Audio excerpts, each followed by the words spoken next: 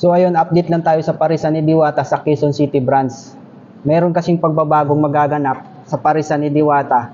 Kung dati nagbubukas siya ng 24 hours, ngayon gagawin niya na ng open ang kanyang Parisan ng 7 AM at magsasara ito ng 11 PM.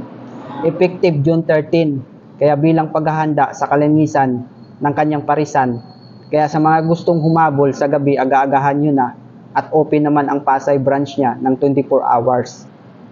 So ito, panoorin natin ang anunsyo ni Diwata bilang pagbabago sa Parisan niya dito sa Quezon City branch.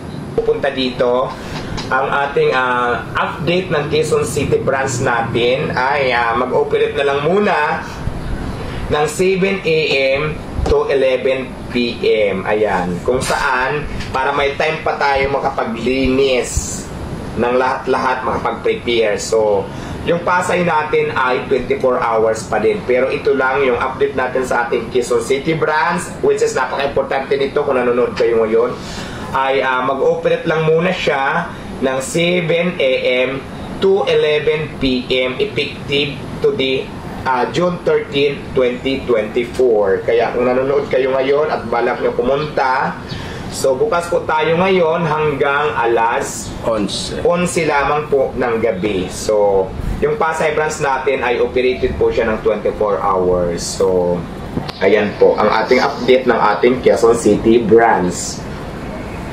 Yes, shout out po sa inyo.